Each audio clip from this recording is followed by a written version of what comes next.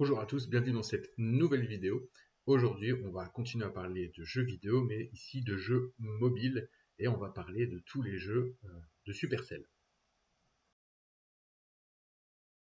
En tant que neuropsychologue, il est intéressant d'explorer comment les jeux impactent le développement cognitif et émotionnel des joueurs, et donc de nos patients, ainsi que les risques et aussi les bénéfices liés à leur mécanique.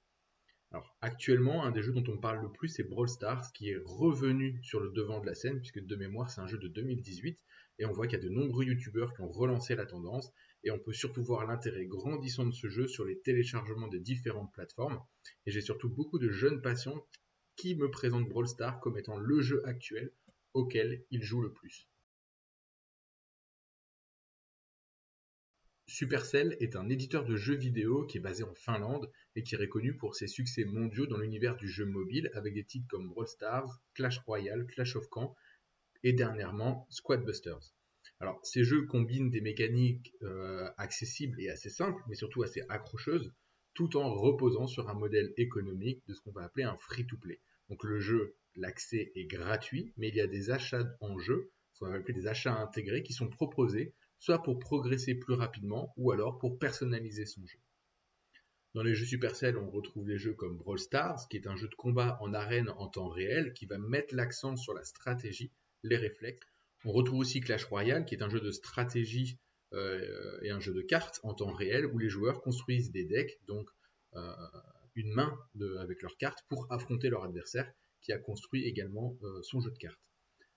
On a également le jeu Clash of Clans, qui est un jeu de stratégie de gestion où les joueurs construisent et améliorent leur village tout en attaquant ceux des autres. Et enfin Squad Busters, qui est un jeu qui va combiner les éléments de toutes les franchises avec des mécaniques de combat et de stratégie d'équipe. Alors, faut savoir que Brawl Stars a ses personnages, Clash Royale et Clash of Clans ont leurs propres personnages, et Squad Busters en fait, va essayer de combiner l'ensemble de ces personnages pour faire une espèce de Battle Royale géant entre les différents personnages de ces licences. Au niveau des mécaniques de base, on retrouve très simplement une accessibilité et une progression, parce que ce sont des jeux faciles à prendre en main, avec une montée en compétences progressive, toutes des étapes d'apprentissage, de tutoriels ou de salles d'entraînement pour pouvoir justement apprendre à développer de nouvelles compétences dans le jeu. Ce sont des jeux de stratégie, de réflexion rapide, puisqu'ils vont demander des prises de décision très rapides et une bonne gestion des ressources. Dans le sens où si on dépense trop vite toutes nos ressources, on ne pourra pas contre-attaquer ou se défendre si on n'a plus de ressources.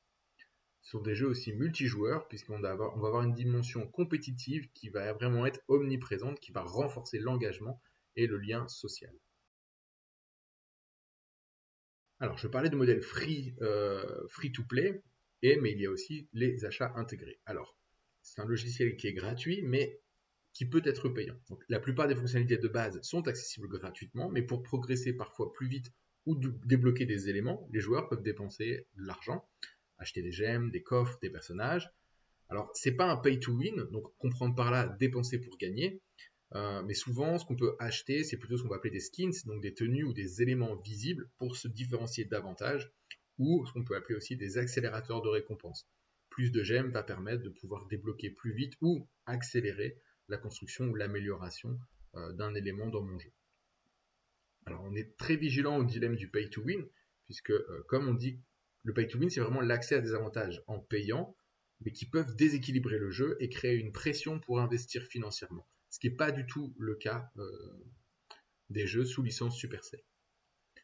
Le système de récompense, c'est aussi des mécaniques de gratification rapide, récompenses quotidiennes, les coffres, qui renforcent la motivation des joueurs à revenir et à s'investir. Plus le joueur revient, plus le coffre qu'il va récupérer à la fin sera plus grand, la récompense sera plus grande.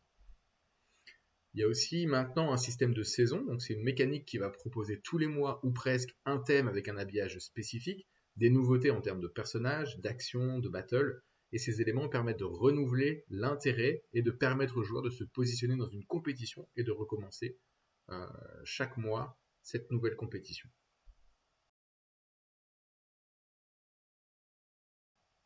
Alors bien évidemment, ça va avoir un impact sur le comportement.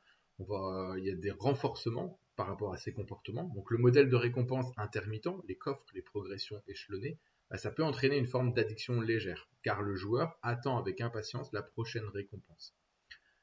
La mécanique de jeu infini, qui pour moi, dans plusieurs jeux Supercell, est le plus gros problème pour les joueurs, c'est qu'en fait, le joueur, il a la possibilité de jouer de manière infinie, dans le sens où il ne doit pas dépenser d'énergie dans le jeu pour recommencer. Il n'y a pas de temps d'attente dans les évolutions, excepté pour Clash of Clans, où améliorer un bâtiment, ça peut prendre entre 1 minute et plusieurs semaines, et que les combats organisés, etc., sont pas réguliers, c'est vraiment tous les X temps. Donc forcément, on a moins besoin d'y retourner régulièrement. Et en plus, la création de l'armée, donc Clash of Clans, elle peut prendre plusieurs minutes, voire plusieurs heures. Donc ça ne peut pas être, c'est pas une mécanique de jeu infinie. On va également voir en termes d'impact des frustrations et un peu de la pression, puisque la progression limitée par des temporisations, attente pour débloquer des objets par exemple, peut frustrer certains joueurs, les incitant à payer pour progresser plus rapidement. Je paye pour pouvoir acheter plus de cartes, pour pouvoir améliorer mes cartes et me sentir meilleur en compétition.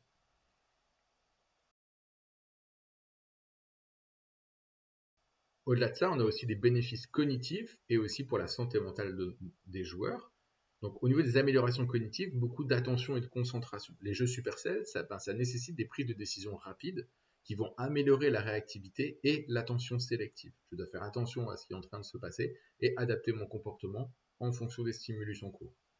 Alors, c'est aussi de la planification stratégique, puisque les jeux de stratégie comme Clash Royale ou Clash of Clans, ça implique de la planification à long terme. La gestion des ressources pour améliorer ce dont j'ai besoin par rapport à mes difficultés au T, et aussi tout ce qui est capacité d'anticipation. De plus, on va noter aussi que certaines stratégies peuvent être discutées et planifiées en équipe, parce qu'il existe des règles entre les joueurs que les joueurs doivent appliquer pour garder l'ambiance dans le groupe. Ça permet aussi de travailler la résolution de problèmes, puisque ces jeux encouragent la pensée critique et la résolution de problèmes dans des situations dynamiques. Alors, le respect des autres, alors ça c'est un peu à double tranchant, parce qu'il est possible d'apprendre le respect envers l'autre, d'être humble dans la victoire et aussi respectueux dans la défaite, si l'autre joueur, qu'on ne connaît pas toujours, l'est également. Et très souvent, voilà, personne n'est trop humble dans la victoire et c'est parfois un petit peu difficile à gérer quand on a perdu face à quelqu'un qui d'un seul coup s'amuse à se moquer de vous et de votre défaite. Alors au niveau de la santé mentale, dans certains cas, ça permet aussi la gestion du stress. Utiliser le jeu comme moyen de régulation émotionnelle pour se détendre ou pour s'évader, en soi, c'est pas mauvais. Ça permet aussi d'améliorer les liens sociaux et la coopération dans des jeux comme Brawl Stars ou Clash of Clans. Le jeu en équipe peut renforcer le lien social et le sentiment d'appartenance à une communauté.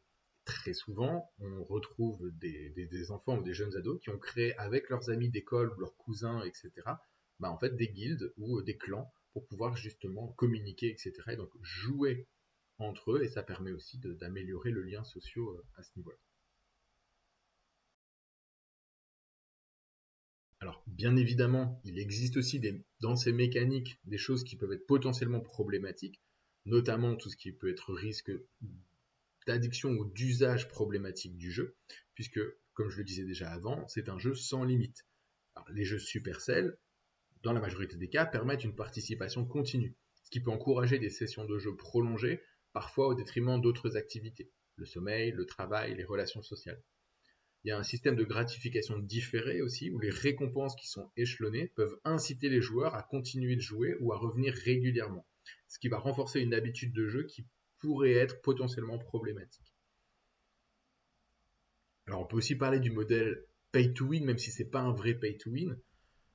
Déjà, ça risque des investissements financiers. Certains joueurs peuvent se sentir obligés de dépenser pour rester compétitifs ou en accord avec les autres, par comparaison sociale, ce qui peut créer une forme de dépendance financière au jeu. Donc je parlais de comparaison sociale, et ça rejoindra également la frustration, puisque les joueurs qui ne dépensent pas peuvent se sentir désavantagés par rapport à ceux qui payent, ce qui peut générer des sentiments d'injustice ou de frustration.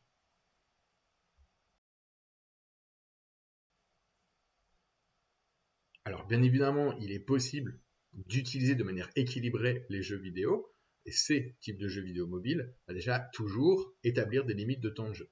Il est important de pouvoir inciter les joueurs à se fixer des limites pour éviter des sessions de jeu excessives. Alors gérer les achats en jeu, encourager une approche consciente des achats intégrés pour éviter le piège du pay to win, ou de tout simplement supprimer la possibilité de pouvoir acheter, que les enfants puissent acheter avec les cartes de crédit de leurs parents. Mais surtout, bien insister que ces jeux-là ne sont pas des pay to win. Il ne sera pas meilleur parce qu'il paye. Et surtout, il va falloir bien profiter des conseils cognitifs, mettre l'accent sur les aspects positifs du jeu, comme la stimulation cognitive, tout en restant vigilant face au risque de surconsommation. Alors, pour conclure, les jeux Supercell, avec leur mécanique qui reste très accessible et accrocheuse, ils offrent à la fois des bénéfices cognitifs, mais également des risques pour la santé mentale. Ils peuvent stimuler des compétences telles que la réflexion rapide, la stratégie et l'attention, tout en renforçant le lien social. Cependant, les joueurs et les parents doivent aussi être conscients des risques liés à la dépendance au jeu, à la frustration liée aux microtransactions et à la défaite, et surtout à la tentation d'investir pour rester compétitif.